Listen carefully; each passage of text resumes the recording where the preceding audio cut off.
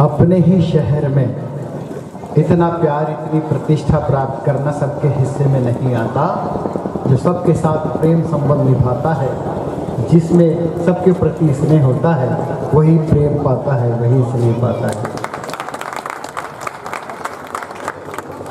बहुत खूब। जितना अच्छा कवि सम्मेलन संगीत किया, उतना ही अच्छा हंसाया, गुदगुदाया और हास्य कविताओं के साथ वैचारिक विशिष्टताओं का प्रतीक भी आपने यहाँ पर अपनी रचना में रखा।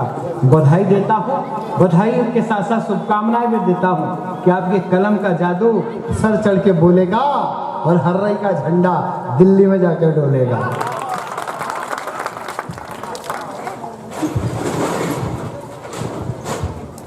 अब मैं अगले क्रम में बढ़ता हूँ।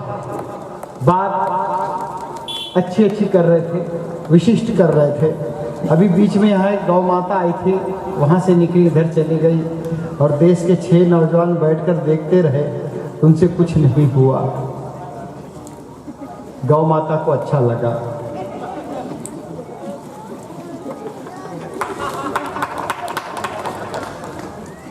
कहीं कहीं अपनी प्रतिक्रियाओं के साथ साथ अपनी शक्ति का भी प्रयोग किया जाना चाहिए।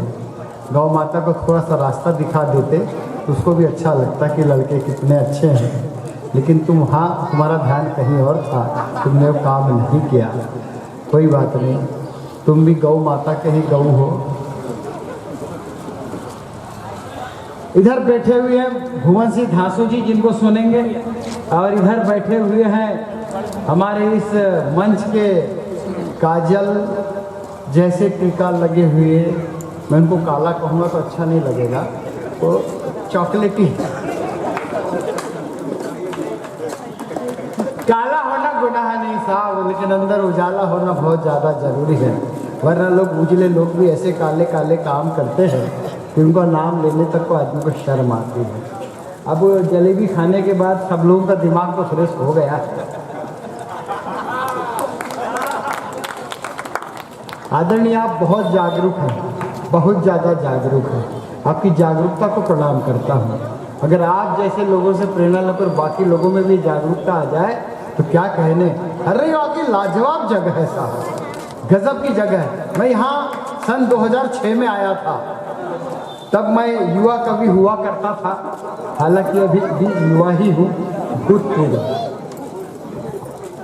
यहाँ अब्बास खान संगदिल जी हुआ करते थे, उन्होंने एक कवि सम्मेलन कराया था, तब मैं यहाँ पर आया था। वो जगह कौन सी थी मुझे नहीं मालूम, लेकिन तब भी लोग ऐसा ही आनंद लेते थे। यानी आप लोगों की आनंद लेने की आदत पुरानी, आनंद लेने का भी अपना अपना एक तरीका, लेकिन कहीं कहीं कैसे आनंद लेते हैं। एक शेर एक पेड़ के नीचे बैठा था साहब और आराम से सो रहा था, तो एक चूहे को शरारत सूझी, तो जाकर उस चूहे ने शेर की पूंछ को गुदगुदा दिया, तो शेर की नींद खुल गई। शेर ने भौवे चढ़ा के देखा कि कौन है जो मेरी पूंछ को छेड़ कर गया। तो चूहा सामने देखा, बोले चूहे, तूने मेरी पूंछ को छेड़ा, तेरी हिम्मत कैसे हुई कि तू इस जंगल के राजा की पूंछ को छेड़ता है। तो शेर, वो चूहा बोला, माई बाप गलती हो गई, मुझे नहीं पता था कि ये आपकी पूंछ है। तो बोले कोई बात नहीं, और एक बार छेड़, मजा आ रहा है।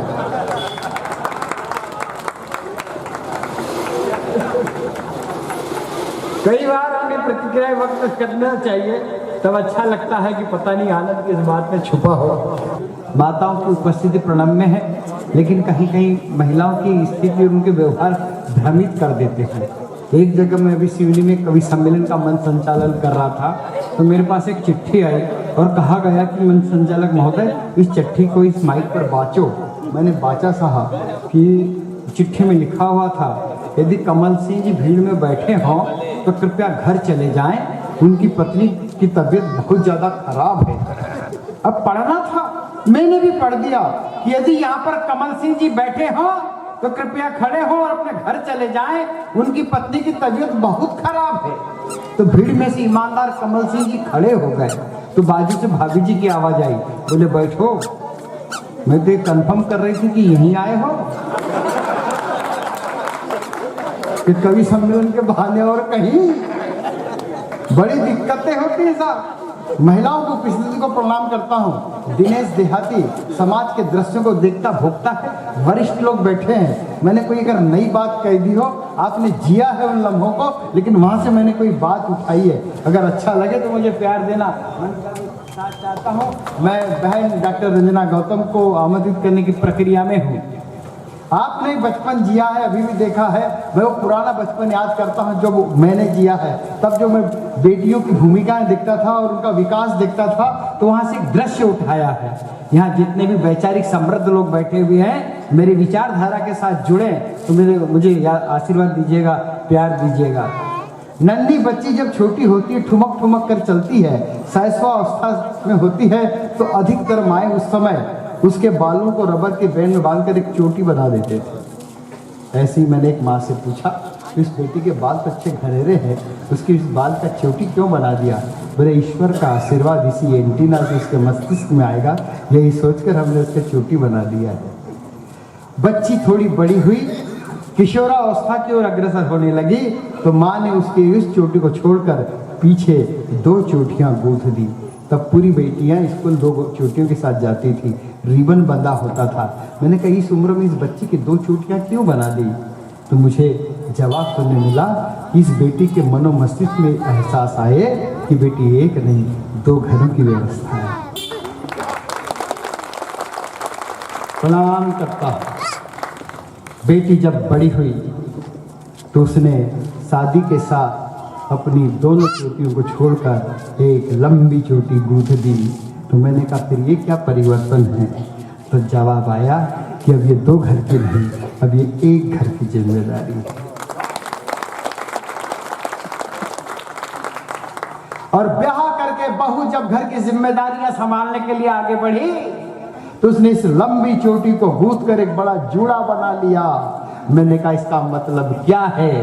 तो जवाब आया कि अब ये सारी फिक्रतें छोड़कर घर की जिम्मेदारी उठाने के लिए तैयार है। बिखरे लड़कों को समेट के ही जिम्मेदारी उठा सकती है, यही दर्शा रही है, इसलिए मैं जूड़ा बना। प्रणाम करता हूँ। लेकिन आज की महिलाएं तो बाल खुले रख के चल रही। अब ये किस चीज का प्रतीक है? बोले बहुत हो गया जिम्मेदारी उठाना, हमें भी आज़ादी चाहिए। ये काय की छोटी, काय की बड़ी और काय की छोटी, पूरे खुले बाल रखो और फैशन में चलो।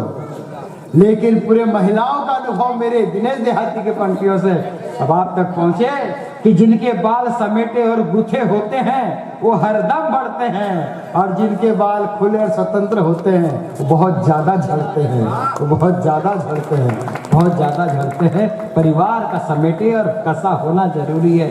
बिखरा परिवार छटक जाता है, सब हाथ से बिखर जाता है। ये मेरा अनुभव है, आप तक सोचा।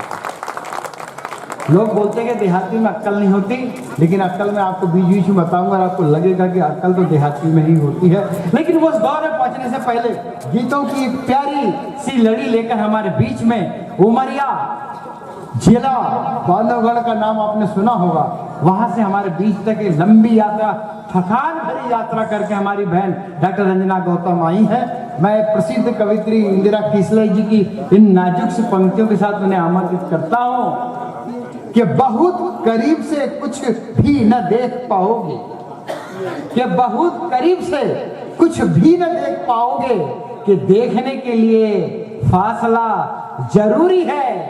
तुम अपने बारे में हमसे भी पूछ सकती हो, किसने कहा कि देखने के लिए आईना जरूरी है? किसने कहा कि देखने के लिए आईना जरूरी है? डॉक्टर रंजना गौतम कटनी उमरिया, आपकी जोरदार तालियां और उनका आमंत्रण स्वीकार करें, आए और अपने गीत प्रस्तुत करें। बहन आप तालियां क्यों नहीं बजाएं?